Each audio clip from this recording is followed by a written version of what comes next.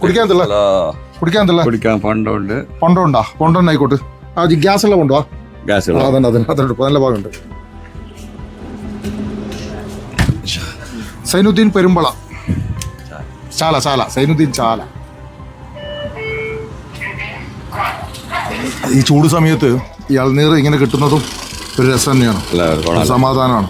പക്ഷേ ഇന്ന് ഈ വെള്ളം എനിക്ക് കുടിക്കാൻ പറ്റും, നാളെ നമുക്ക് കുടിക്കാൻ പറ്റുമെന്ന് എനിക്ക് തോന്നുന്നില്ല. അതായത് സൈനുദ്ദീൻ ലുലു മാളിന്റെ ഓണറല്ല, യൂസുഫ് അലി അല്ല, ഒരു സാധാരണ തൊട്ടടുത്ത പ്രദേശമായ ഇതിന്റെ തൊട്ടടുത്ത, അതായത് ഇതിന്റെ അപ്പുറം ചാലയിലെ ഒരു സാധാരണ ഒരു മനുഷ്യൻ, അദ്ദേഹത്തിന്റെ ജീവിതം മുന്നോട്ട് കൊണ്ടുപോകാൻ ഈ പെരുമ്പള കടവിന് സമീപത്ത് ഒരു ചെറിയ കട, അത് പള്ളി വക ഔക്കാഫ് വകയുള്ള ഒരു കെട്ടിടം, ആ കെട്ടിടത്തിൽ ആ കട നടത്തിക്കൊണ്ടുപോവുകയാണ്. തൊട്ടടുത്ത് ഒരു തട്ടുകടയുണ്ട്. ഇന്ന് ഞാൻ ഈ വെള്ളം ഇവിടുന്ന് കുടിക്കാൻ പോവാണ്. പക്ഷെ നാളെ ഈ വെള്ളം നമുക്ക് കിട്ടാനുള്ള സാധ്യതയില്ല. എന്താണ് സാധ്യതയില്ല? നാളെ ഇത് ഇടിച്ചു നിരത്തും എന്നാ പറയുന്നത്. അതായത് ബുൾഡോസർ രാജ് കൊണ്ടുവരും. പണ്ട് നമ്മളെ യുപിയിലെല്ലാം ആക്കിയ പോലെ അവിടെ യോഗി യുപിയിൽ ഇങ്ങനെ ബുൾഡോസർ കൊണ്ട് കളിക്കുകയാണ്. അപ്പൊ നാളെ നിങ്ങളെ നെഞ്ചത്തേക്ക് ബുൾഡോസർ കൊണ്ടുവരും. മാറൂല, നെഞ്ചത്തന്നെ കേട്ടിട്ട്. ഇതാണ് സംഭവം. അത് എന്താണ് സംഭവം എന്ന് വഴിയെ പറയാം. നാളെ ഈ സൈനുദ്ദീന്റെ കട ഇവിടെ ഉണ്ടാകുമോ എന്ന് ഞങ്ങൾക്ക് ഉറപ്പ് നൽകാൻ സാധിക്കില്ല.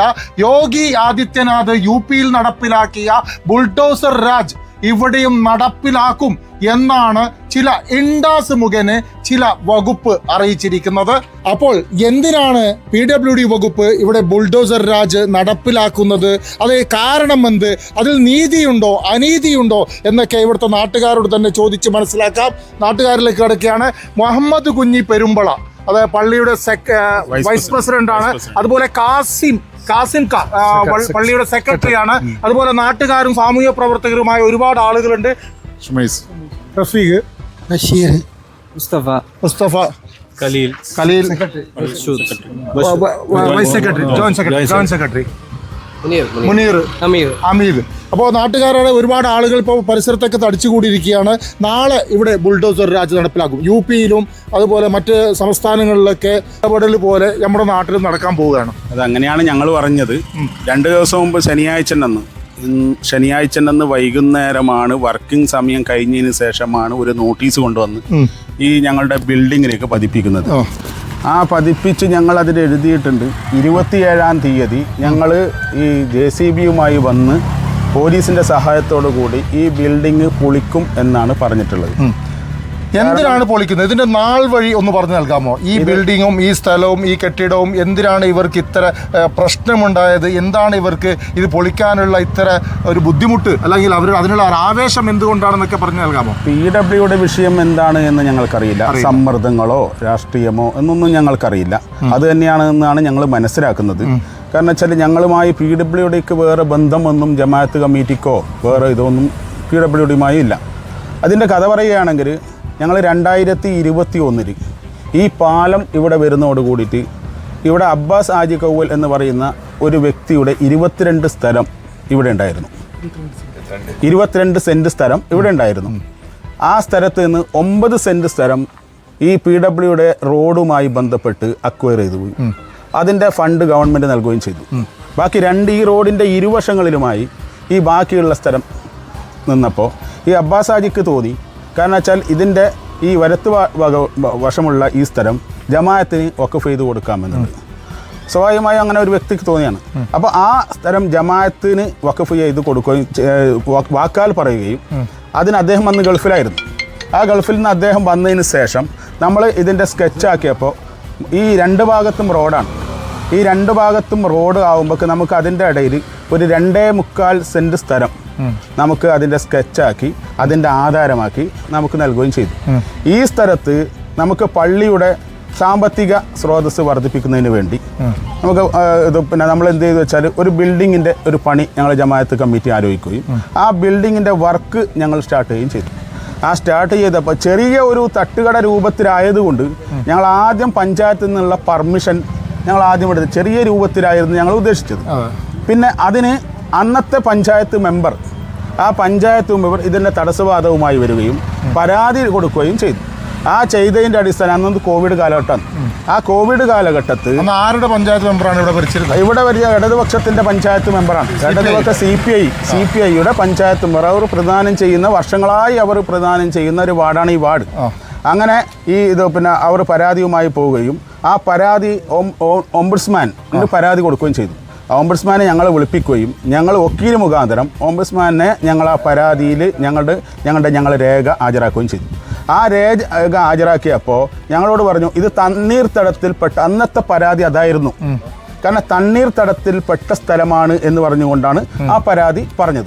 റോഡിനെടുക്കുമ്പോൾ കുഴപ്പമൊന്നും ഉണ്ടായിട്ടില്ല. ഇല്ല, അന്ന് ആ വിഷയമില്ല. തണ്ണീർത്തടായിരുന്നു അന്നത്തെ വിഷയം. ആ തണ്ണീർത്തടം അത് അപ്പോൾ തന്നെ ഞങ്ങൾ പിന്നെ ഓംബുഡ്സ്മാന് അത് ഞങ്ങൾക്ക് പറഞ്ഞു. കാരണം വെച്ചാൽ ഒരു സാമ്പത്തിക സ്രോതസ് വെച്ച് ജമാഅത്ത് കമ്മിറ്റി കൊടുത്ത ഞങ്ങൾ ആ രീതിയിൽ ഞങ്ങൾ പിന്നെ അതിന് വിശദീകരണം കൊടുത്തപ്പോൾ അന്നത്തെ അതിൻ്റെ പിന്നെ സ്റ്റേറ്റ്മെന്റ് കോപ്പി ഞങ്ങൾ എടുത്തിട്ടുണ്ട്. 2.5 സെന്റ് ആണെന്ന് ഓർമ്മിക്കണം. ഈ നിയമത്തിന്റെ കുരുക്കൊക്കെ എവിടെയാണ് വരുന്നത് ഓർമ്മിക്കണം. വെറും 2.5 സെന്റിനാണ് 9 സെന്റ് ഗവൺമെന്റ് അക്വയർ ചെയ്തപ്പോൾ തണ്ണീർത്തടവും ഇല്ല, മാങ്ങാത്തൊലിയുമില്ല. ഓക്കെ, പറഞ്ഞോളൂ. അതിനുശേഷം ഞങ്ങൾ അത് സമർപ്പിക്കും. അന്നത്തെ ഓംബുഡ്സ്മാന് ഒരു വിധി പറഞ്ഞു. കാരണം വെച്ചാൽ നിങ്ങൾ അതിന് 3 തരം ഫൈൻ അടക്കണം പഞ്ചായത്തിൽ. ആ 3 തരം എന്ന് പറഞ്ഞാൽ തണ്ണീർത്തടത്തിൽ തണ്ണീർത്തടത്തിൽ രണ്ടാമത്തേത് തന്നെ പെർമിഷൻ എടുക്കാത്ത, മൂന്നാമത്തെ പെർമിഷന് വേണ്ടിയുള്ള ഫണ്ട് ഇത് അടക്കണം എന്ന് പറഞ്ഞുകൊണ്ട് ഞങ്ങൾക്കൊരു വിധി പ്രഖ്യാപനം നടത്തി. അത് ഞങ്ങൾ എന്ത് ചെയ്തിട്ടുണ്ടെങ്കിൽ ഈ അത് കൂടെ പറഞ്ഞ് 6 മാസത്തിനുള്ളിൽ തണ്ണീർത്തടം 2.5 സെന്റ് ആണല്ലോ, തണ്ണീർത്തടം ഡാറ്റാ ബാങ്കിൽ നിന്ന് ഒഴിവാക്കണം എന്ന് പറയുകയും ആ ഡാറ്റാ ബാങ്കിൽ നിന്ന് 6 മാസത്തിനുള്ളിൽ ഞങ്ങൾ ഒഴിവാക്കി. ഞങ്ങൾ അപ്പോഴേക്കും ഞങ്ങൾ ബിൽഡിംഗ് ഏകദേശം പഞ്ചായത്തിന്റെ ഫൈനൊക്കെ അടിച്ചു. എല്ലാം അടച്ച് അതിന്റെ എല്ലാ കാര്യങ്ങളും ചെയ്തു. അപ്പോഴേക്കും ബിൽഡിംഗ് ഞങ്ങൾ റെഡിയാക്കി. ഞങ്ങൾക്ക് ഇനി ബിൽഡിംഗ് 2 റൂം, ഈ റൂമിന്റെ പണിയെടുക്കുകയും ചെയ്തു. ഇത് ഞങ്ങൾ പണിയൊക്കെ പൂർത്തിയാക്കി. ഇതിന്റെ പണി പൂർത്തിയാക്കി ഞങ്ങൾക്ക് വേറെ ബുദ്ധിമുട്ടുകളൊന്നും ഞങ്ങൾക്കില്ല. പഞ്ചായത്തിൽ നിന്ന് ഞങ്ങൾക്ക് പിന്നെ നമ്പർ അനുവദിക്കുക എന്നുള്ളത് മാത്രമാണ്. ആ നമ്പറിനുമായി പോകുമ്പോൾ വീണ്ടും ഹൈക്കോടതിയെ ഈ പഞ്ചായത്ത് വീണ്ടും ഹൈക്കോടതിയെ സമീപിച്ചു. ഞങ്ങളുടെ മുഴുവൻ രേഖകളും ഇതൊക്കെ ഞങ്ങളുടെ രേഖകളാണ്. ഞങ്ങളിത് വെറുതെ പറയല്ല, ഞങ്ങൾ രേഖകൾ സംസാരിക്കും. ഞങ്ങൾ ഹൈക്കോടതിയിൽ ഞങ്ങൾ പോവുകയും ഹൈക്കോടതിയിൽ നിന്ന് ഈ രേഖകളെല്ലാം ഞങ്ങൾ പരിശോധിച്ചു. ഹൈക്കോടതി നേരിട്ട് പഞ്ചായത്ത് സെക്രട്ടറിയോട് അതിൻ്റെ ജഡ്ജ്മെൻറ്റ് കോപ്പി ഞങ്ങളുടെ കയ്യിലുണ്ട്. പിന്നെ ഇത് ചെയ്തു. കാരണം വെച്ചാൽ അവർക്ക് നമ്പർ കൊടുക്കാൻ. അങ്ങനെ ഹൈക്കോടതിയുടെ നിർദ്ദേശപ്രകാരം ആ നമുക്ക് നമ്പർ തരികയും ചെയ്തു. പഞ്ചായത്ത് പിന്നെ തദ്ദേശ സ്വയംഭരണ സ്ഥാപനം നമുക്ക് നമ്പർ തന്നു. ആ നമ്പർ തന്ന് അന്ന് ഞങ്ങളൊരു സത്യവാങ്മൂലം കടത്തും. കാരണം ഇത് അനധികൃതമായി എന്തെങ്കിലും ഇവിടെ ഉണ്ടെങ്കിൽ ഞങ്ങൾ തന്നെ പൊളിച്ചു നീക്കാം എന്ന് ഞങ്ങൾ പറഞ്ഞു. അതിനുശേഷം ഞങ്ങൾ വിവരാവകാശ പ്രകാരം ഞങ്ങൾ ഈ PWDന്റെ വാദം വന്ന് ഇടക്ക്. ആ PWDന്റെ വാദം അന്നാണ് PWD കയറി വരുന്നത്. അതുവരെ PWD ഇല്ല. PWD ഞങ്ങൾ ചോദിച്ചു.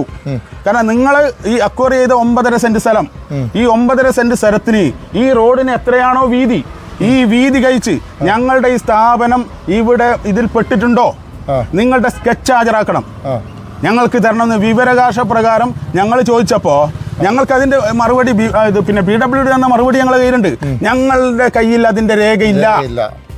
ഇൻഫർമേഷൻ ഓഫീസർക്ക് ഇത് കൈമാറിയിട്ടുണ്ട് എന്ന രേഖയാണ് ഞങ്ങൾക്ക് അന്ന് PWD തന്നത്. അതിനുശേഷം ഞങ്ങളിപ്പോൾ ഒരു വിഷയമില്ല, വർഷങ്ങളായി ഇവിടെ കച്ചവടം നടത്തുകയാണ്. ഈ സ്ഥലം എന്ന് പറയുന്നത് ഈ പെരുമ്പളയുടെ കണ്ണായി മാറി. കാരണം വെച്ചാൽ ഈ പെരുമ്പളയുടെ ഏറ്റവും ക്യാപിറ്റൽ സിറ്റിയായി ഈ പ്രദേശം, ഇത് ജാതിക്കോ മതത്തിനോ രാഷ്ട്രീയത്തിനോ അതീതമായി എല്ലാവരും ആശ്രയിക്കുന്ന ഒരു പ്രദേശമാണ്. സ്റ്റാൻഡ് ഞങ്ങൾ നിർമ്മിച്ചു. നല്ല സൗകര്യപ്രദമായ ബസ് സ്റ്റാൻഡായിരുന്നു. ഈ ബസ് സ്റ്റാൻഡിന് പഞ്ചായത്ത് നമ്പർ കൊടുക്കുമ്പോൾ, ഞങ്ങൾക്ക് നമ്പർ തരുമ്പോൾ പഞ്ചായത്ത് ഒരു തടസ്സവാദം പറഞ്ഞത്, ചിലപ്പോൾ ഈ പഞ്ചായത്ത് നിങ്ങൾ പിന്നെ ബിൽഡിങ്ങുമായി ടച്ച് ചെയ്യുന്ന ഒരു സാഹചര്യം ഉണ്ടായാൽ ഞങ്ങൾക്ക് പഞ്ചായത്ത് നമ്പർ തരാൻ ബുദ്ധിമുട്ടാവും എന്ന് പറഞ്ഞപ്പോൾ ഞങ്ങൾ ഒരു ഭാഗം ചെയ്ത് കളഞ്ഞു. കാരണം ചെയ്ത് ആരുടെ ഞങ്ങൾ തന്നെ ഉണ്ടാക്കിയ ബസ് സ്റ്റാൻഡാണ്, ജനങ്ങൾക്ക് നിൽക്കാൻ വേണ്ടി ഉണ്ടാക്കിയ ബസ് സ്റ്റാൻഡാണ്, ജമാഅത്ത് ഉണ്ടാക്കിയ ബസ് സ്റ്റാൻഡാണ്. അതുകൊണ്ട് ഒരു ഭാഗം ഞങ്ങൾ കട്ട് ചെയ്ത് കളഞ്ഞു. കാരണം പ്രത്യേകിച്ച് പേരോ നിറമോ കാര്യം ഒന്നുമില്ല. അതിനുശേഷം ഞങ്ങളിപ്പോ പിന്നെ തെരഞ്ഞെടുപ്പിന്റെ റിസൾട്ട് വരുന്നത് വരെ ഒരു വിഷയമില്ല. റിസൾട്ട് വന്നതിന് ശേഷം ഞങ്ങളിപ്പോൾ ഇവിടെ ഒരു നോട്ടീസ് ഒട്ടിച്ച് കാണും കുറച്ച് ദിവസം മുമ്പ്. അതായിരിക്കാണ് ഈ 2 കച്ചവടം. ഇതിന്റെ അതോറിറ്റി ജമാഅത്താണ്. ജമാഅത്തിന് ഇന്നേ വരെ ഒരു പേപ്പർ പോലും ഒരു സർക്കാർ ഓഫീസിൽ നിന്ന് ഞങ്ങൾക്ക് ലഭിച്ചിട്ടാണ്. അപ്പോൾ ഈ ഞങ്ങൾ കേസുമായി പോയപ്പോൾ ഞങ്ങളങ്ങോട്ട് ചോദിച്ചതിന് മറുപടി മുൻകാലങ്ങളിൽ തന്നതല്ലാതെ ഇതുമായി ബന്ധപ്പെട്ട് പരാതിയുടെ അടിസ്ഥാനത്തിൽ ഒരു നോട്ടീസ്, ഒരു ഹിയറിംഗ് ഉണ്ടായിട്ടാ, പിന്നെ നമുക്ക് ഒരു സോക്കേസ് നോട്ടീസ് അയച്ചില്ല. കാരണം വെച്ചാൽ ഈ ജാഗൻ്റെ ഉടമസ്ഥരായിട്ട് നമ്മുടെ ജമാഅത്താണ്. ആ ജമാഅത്ത് ഒരു ഷോക്കേസ് നോട്ടീസ് ഞങ്ങൾക്ക് വന്നിട്ടാണ്. അത് അങ്ങനെ ഈ കുറച്ച് ദിവസം മുമ്പ് ഇവിടെ നോട്ടീസ് കണ്ടു. ഈ നോട്ടീസ് കണ്ടപ്പോൾ ഞങ്ങൾ അതുമാത്രമല്ല, ഈ തൊട്ടടുത്ത ക്ഷേത്രത്തിൻ്റെ തറവാട് ക്ഷേത്രത്തിൻ്റെ ഒരു കവാടത്തിലേക്കും നോട്ടീസ് ഉണ്ടായിരുന്നു. അതുപോലെ തന്നെ ഇവിടെ ഒരു തൊട്ടടുത്തൊരു വീട്ടിലേക്ക് ഒരു നോട്ടീസ് ഉണ്ടായിരുന്നു. ഇവരൊക്കെ അവിടെ പോയിട്ട് അവർ ഇത് പിന്നെ കാര്യങ്ങൾ ബോധിപ്പിച്ചു. ഞങ്ങൾ വക്കീൽ നോട്ടീസ് അയച്ചു. ഞങ്ങൾ വക്കീലിനെ ബന്ധപ്പെട്ട് ഞങ്ങളുടെ രേഖകളെല്ലാം കൊടുത്തുകൊണ്ട് കുറച്ച് ആധികാരികതയോടുകൂടി ഞങ്ങൾ എന്ത് ചെയ്തു, ഞങ്ങൾ വക്കീൽ നോട്ടീസ് അയച്ചു. അതൊക്കെ കഴിഞ്ഞു. ഈ കഴിഞ്ഞ 25-ാം തീയതി ശനിയാഴ്ച വൈകുന്നേരം പ്രവൃത്തി സമയം കഴിഞ്ഞതിന് ശേഷം ഇവിടെ കൊണ്ടുവന്ന് വീണ്ടും ഒരു നോട്ടീസ് ഒട്ടിച്ചു. നോട്ടീസ് പറയാൻ എന്താണ്, ഞങ്ങൾക്കൊരു ഷോക്കേസ് നോട്ടീസ് തന്നിട്ടാ. ഞങ്ങളെ ബോധ്യപ്പെടുത്തണം, നിങ്ങളുടെ രേഖ, നിങ്ങളുടെ സ്കെച്ച് ഹാജരാക്കണം. നിങ്ങൾ ഈ സ്ഥലത്താണ് പോകുന്നതെങ്കിൽ ഞങ്ങൾ ഗവൺമെൻറ്റിൻ്റെ നിയമങ്ങൾ പാലിക്കുന്നവരാണ്, ഞങ്ങൾ നിഷേധിക്കുന്നവരല്ല. ഞങ്ങൾ ഇതിൻ്റെ രേഖ ഇതിലുണ്ടെങ്കിൽ ഞങ്ങൾ പൊളിക്കാൻ തയ്യാറാണ്. പക്ഷേ ഞങ്ങൾക്കൊന്നറിയണം, എന്താ, ഞങ്ങൾക്ക് ഇതിൻ്റെ രേഖ. ഇപ്പോൾ വേറൊരു സംഭവം ഉണ്ടായി. കുറച്ച് ദിവസങ്ങൾക്ക് മുമ്പ് ഇതിൻ്റെ രേഖ ഉണ്ടാക്കുന്നതെന്ന് പറഞ്ഞിട്ട് ഇവിടെ കുറച്ച് പേരിങ്ങനെ നടന്നുകൊണ്ട് സർവേ ഒക്കെ ചെയ്യുന്ന കണ്ടു. ഈ ഷോപ്പ് നടന്ന 3-4 വർഷത്തിന് ശേഷം ഏതെങ്കിലും ആരുടെയെങ്കിലും ഭരണ സ്വാധീനം ഉപയോഗിച്ചുകൊണ്ട് ഇവിടെ സ്കെച്ച് ഉണ്ടാക്കുകയും ഇതുണ്ടാക്കുകയും ചെയ്ത് അത് ഞങ്ങൾ അംഗീകരിക്കില്ല. ഞങ്ങൾക്ക് ഈ റോഡ് ഉണ്ടാകുന്ന സമയത്ത്, ഈ ഞങ്ങൾക്ക് പഞ്ചായത്ത് ഞങ്ങൾക്ക് ഇതിന് നമ്പർ തരുന്ന സമയത്ത്, ഞങ്ങൾ ഹൈക്കോടതിയിൽ പോകുന്ന സമയത്ത്, ഓംബുഡ്സ്മാനിൽ പോകുന്ന സമയത്ത്, ഈ സമയത്ത് നിങ്ങൾ രേഖകൾ ആ സമയത്ത് ഉണ്ടാകുന്ന രേഖ ഞങ്ങൾക്ക് ആവശ്യമാണ്. അല്ലാതെ ഇതൊരു വിഷയമാക്കാൻ വേണ്ടി ഏതെങ്കിലും സർക്കാർ ഉദ്യോഗസ്ഥന്മാരെ സ്വാധീനിച്ചുകൊണ്ട് ഇവിടെ രേഖകൾ ഉണ്ടാക്കിയാൽ ഈ നാട്ടുകാർ അത് അംഗീകരിക്കില്ല. മനസ്സിലാകുന്നുണ്ടോ? അപ്പോൾ ഞങ്ങൾക്ക് ആധികാരികമായ രേഖ നിങ്ങൾ ഹാജരാക്കുകയാണെങ്കിൽ ഇവിടെ ഈ നിർമ്മാണം, ഈ റോഡിൻ്റെ ഇത് കഴിഞ്ഞ് ഇത് ആണ് ഞങ്ങൾ വിളിച്ചു മാറ്റാം, ഒരു കുഴപ്പമില്ല. പിന്നെ നാളെ ധാർഷ്ട്യത്തോടുകൂടി ഏത് ഉദ്യോഗസ്ഥന്മാരും ഏത് സർക്കാരും രാവിലെ നിങ്ങളിത് പൊളിക്കുകയാണെങ്കിൽ ഈ നാട്ടുകാർ ജാതിക്കും മതത്തിനെല്ലാം അതീതമായി എല്ലാ രാഷ്ട്രീയ പ്രസ്ഥാനങ്ങളും, ഈ പറഞ്ഞ CPI ഒഴിച്ചുള്ള എല്ലാ രാഷ്ട്രീയ പ്രസ്ഥാനങ്ങളും ഞങ്ങൾക്ക് ഇതിൻ്റെ പിന്തുണയുണ്ട്. എല്ലാവരും ഉണ്ട്. എല്ലാ അമ്പല കമ്മിറ്റികളും ഞങ്ങൾക്ക് പിന്തുണയുണ്ട്. ഈ നാട്ടുകാർ അമ്പല കമ്മിറ്റി ഉണ്ട്, മറ്റു നാട്ടുകാരുണ്ട്, CPM ഉണ്ട്, അതുപോലെ ലീഗ് ഉണ്ട്, കോൺഗ്രസ് ഉണ്ട്, എല്ലാം ഉണ്ട്. എല്ലാവരും ഞങ്ങൾക്ക് പിന്തുണ. കിട്ടൂല. അല്ല, കാരണം എന്താണ്? നിങ്ങൾ തോപ്പിച്ചോളൂ ഇലക്ഷനെ വരെ. അത് ഞങ്ങൾ മനസ്സിലാക്കുന്ന, ഈ നാട്ടുകാർ മനസ്സിലാക്കുന്നത്, നാട്ടുകാർക്ക് അറിയാം അതിന്റെ ബോധ്യം ഉണ്ട്. ഞങ്ങൾക്ക് ആരെയും ഇതില്ല, ഞങ്ങൾ ഇതിനെ തടയും.